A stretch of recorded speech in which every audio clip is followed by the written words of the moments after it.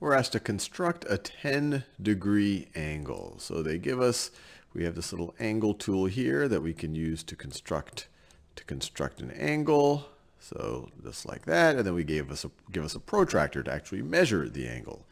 So let's set it up. Let's put the protractor here. Let's put the vertex of the angle at the center of the protractor, or another way, the center of the protractor at the center of the vertex. Looks like the protractor is a little bit easier to manipulate, so let's do that there. Now let's put one of the rays. Let's put one of the rays here at 0 degrees. And now I'm going to put the other ray at 10 degrees. And it looks like I am done. I have constructed a 10-degree angle.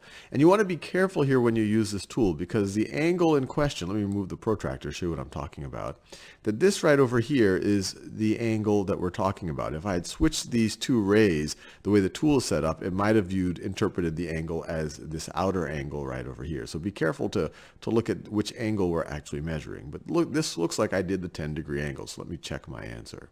And just to be clear what I'm talking about, if you did the 10-degree angle like this, then it probably, or it definitely would have marked it wrong, even though the interior angle right over here, or this angle right over here might be 10 degrees. The way the tool is set up, you see from this circle that it thinks that you're looking at this outer angle. So it's important to make sure, at least for the sake of this exercise, that the system, that the computer program knows which angle you're going to talk about. Let's do one more of these. 155-degree angle. And this one's interesting because this is an obtuse angle. So once again, let us put the protractor at the vertex of the angle. So just like that. And now, that seems pretty good. Now let's take one ray and put it at 0 degrees. And then let's take the other one and put it at 155. So once again, 10, 20, 30, 40, 50, 60, 70, 80, 90. That gets us to a right angle. Then we're start getting into obtuse angles, 100, 110, 120, 130, 140, 150. And I'm just to make sure that blue arc is measuring this angle right over here, not the outer one. And let me move the protractor out of the way so we can get a good look at it. And we got it wrong. So let's see what 155-degree angle, not 150-degree angle. Let me fix that. 155-degree angle. Now we got it right.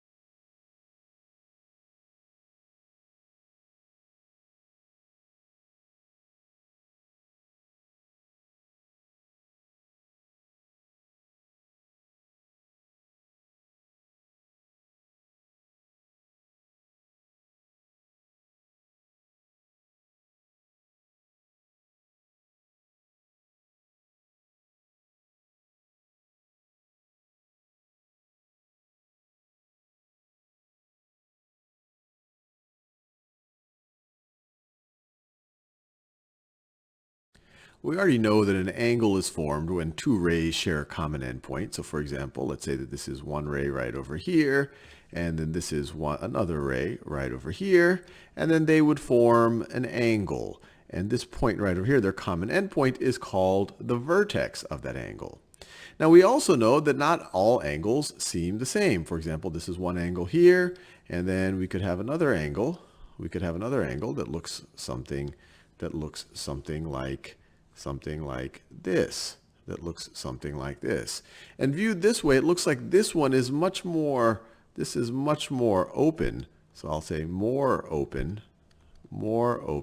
and this one right over here seems less open. So to avoid having to just say, oh, more open and less open, and actually becoming a little bit more exact about it, we'd actually want to measure how open an angle is, or we'd want to have a measure of the angle. Now, the most typical way that angles are measured, there's actually two major ways that they're measured.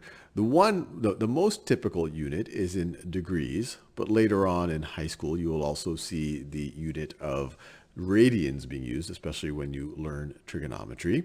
But the degrees convention really comes from a circle. So let's draw ourselves a circle right over here. So that's a circle.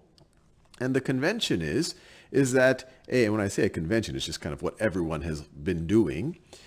The convention is that you have 360 degrees in a circle.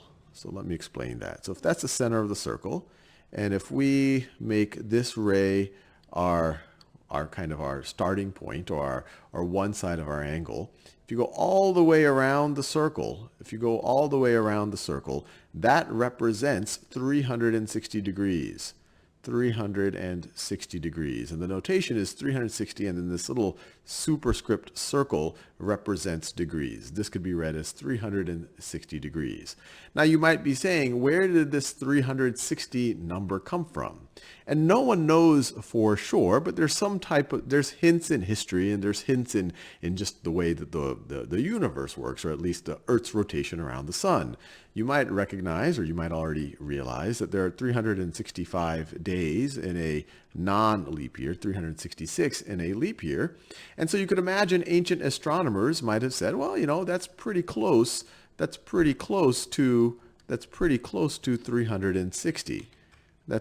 close to 360. And in fact, several ancient calendars, including the Persians and the Mayans, had 360 days in their year. And 360 is also a much neater number than 365. It has many, many more factors. It's divisible. It's another way of saying it's divisible by a bunch of things. But anyway, this has just been the convention, once again, what history has handed us, that a circle is viewed to have 360 degrees. And so the one way we could measure an angle is you could put one of the rays of an angle right over here at this part of the circle, and then the other ray of the angle will look something like this. And then the fraction of the circle that's intersected by these two rays, the fraction of the circle's circumference that is intersected by these two rays, the measure of this angle would be that fraction of degrees. So for example, let's say that this length right over here, this length right over here, is 1/6 of the circle's circumference. So it's 1/6 of the way around the circle. Then this angle right over here is going to be 1/6 of 360 degrees. So in this case, this would be 60 degrees. I could do another example. So let's say I had a circle like this, and I'll draw an angle. I'll put the vertex at the center of the angle. I'll put one of the rays right over here. You could consider that to be 0 degrees, or the right side. If the other ray was also here, it would be 0 degrees. And then I'll make the other ray of this angle. Let's say it went straight up. Like this. Well, in this situation, the arc that connects these two endpoints, just like this represents 1/4 of the circumference of the circle. This is right over here, 1/4 of the circumference.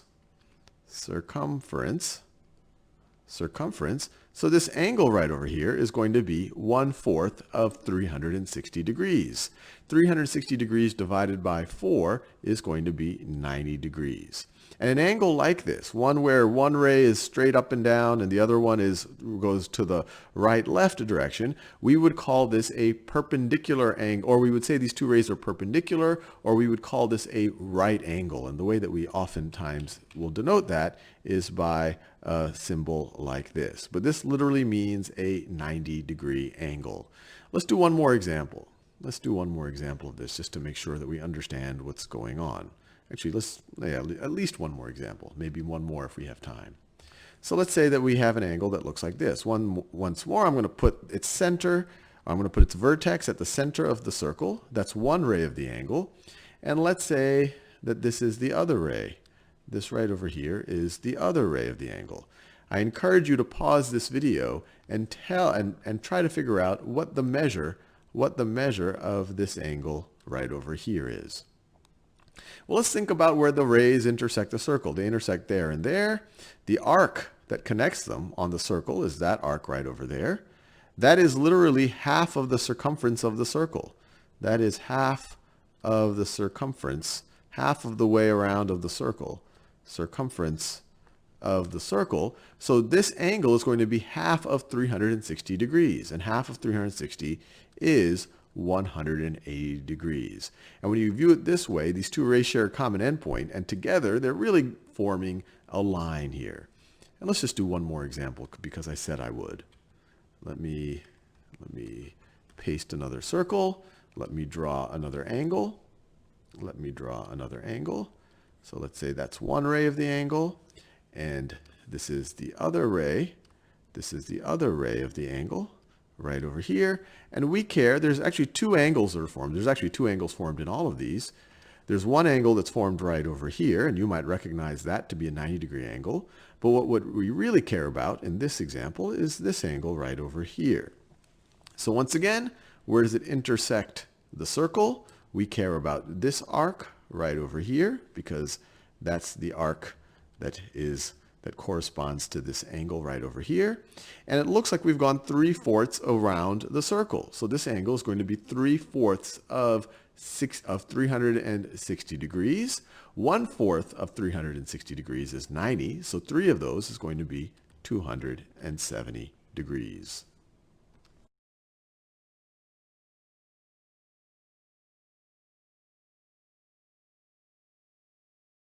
Measure the angle in degrees. So here we have this blue angle that we want to measure in degrees, and it's sitting on top of this circle. That circle is actually a protractor. Sometimes we see, and maybe what you're used to seeing, is protractors that are more semicircle shaped, something like this.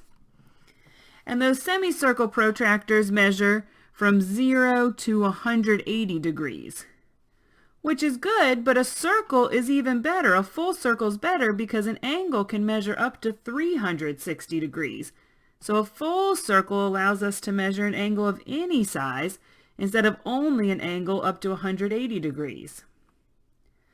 Now the way we're going to measure this angle is the same way we would on a semicircle protractor.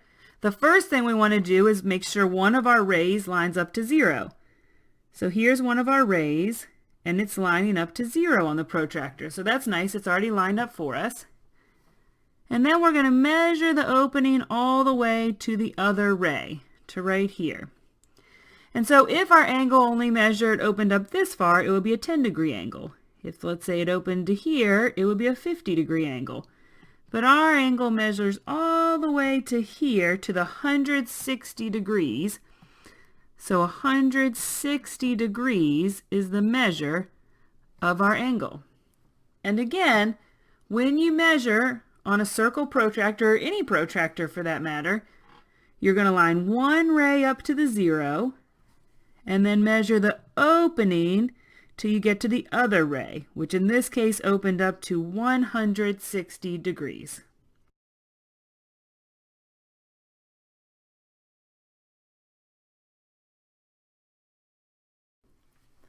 If Ariana turns the stove dial 135 degrees to the right, what setting will the dial be on? So two very important things up here. First, she's turning the dial 135 degrees. And which way is she turning the dial? She's turning the dial to the right. So here's our dial. It's facing up. This red dial right here, facing up sort of like on a clock. And we're going to be turning the dial to the right. And how far to the right? 135 degrees. So this dial will turn until it's reached 135 degrees. So how can we figure out if we start turning this dial when to stop, when it's reached 135 degrees? Well, one common way would be to use a protractor. We could set up our protractor, measure out 135 degrees, but in this case we can't do that because we don't have a protractor. So let's use some other information, some other stuff we know about angles to see if we can solve this. One thing I know, one angle that we see a lot is a 90-degree angle. And a 90-degree angle, if we start up at the top like our dial and turn 90 degrees, we're going to end up with an angle like this. An angle where we can put a square in the middle and finish the square. It looks like a square angle. So this is a 90-degree angle. So coming over to our dial, if we start at the top and we go 90 degrees, so we start here at the top and we go 90 degrees, we'd end up on the low setting, 90 degrees. But we're not going 90, we're going 135, which is more than 90 degrees. So here's one clue. We know we're going farther than the low setting. We don't know how much farther. We're definitely going to go past the low setting. Another angle I could use to help me is a straight angle, 180 degrees. If a 180-degree angle, again, starts at the top like our knob is currently, like our dial, it will go all the way around until we have a straight angle, like this. So again, looking at our knob, if we started at the top and we went around 180 degrees, we would end up facing straight down at medium. This would be 180 degrees. So where does 135 fall? Well, 135 falls somewhere in between 90 and 180. 90 was not far enough of a turn, and 180 was too far of a turn. So we want something in the middle. And what setting is in the middle of the 90 and the 180? Right here in the middle of them is medium, low. So turning our stove dial 135 degrees to the right will set our stove to medium, low.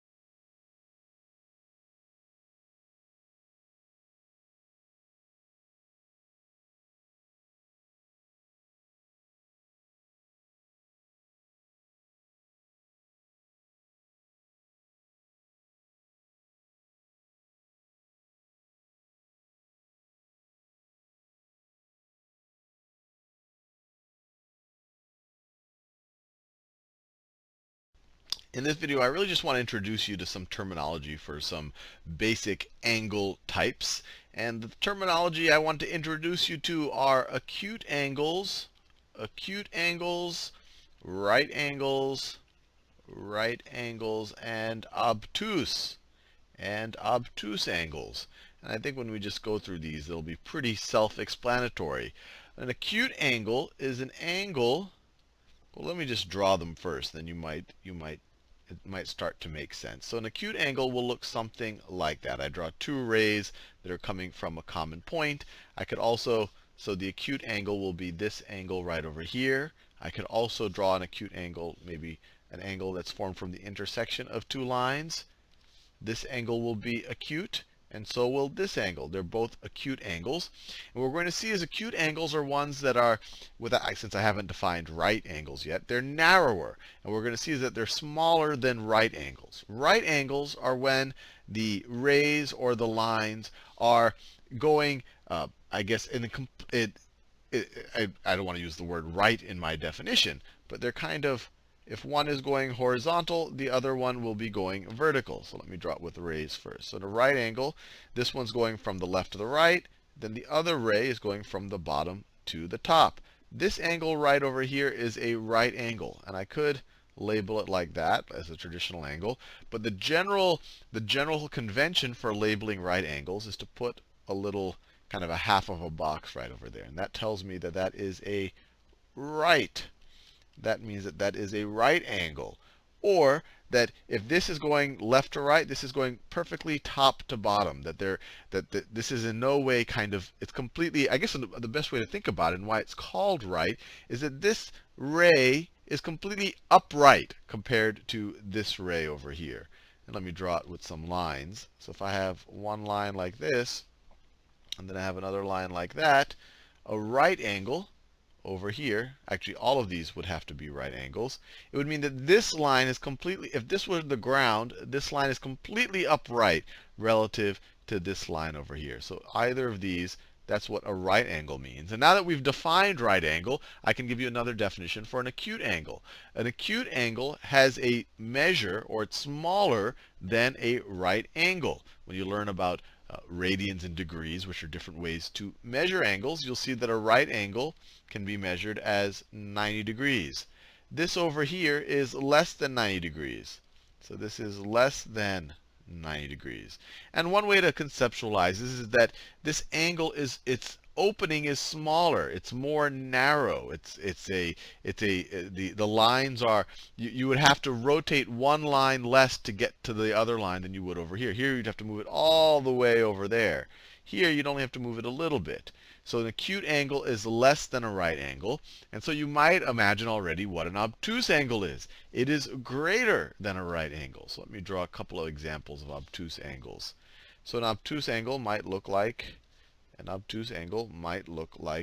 me make it a little bit clearer, might look like that. If this was a right angle, this line over here would look something like that. It would be completely upright relative to this if this were the ground.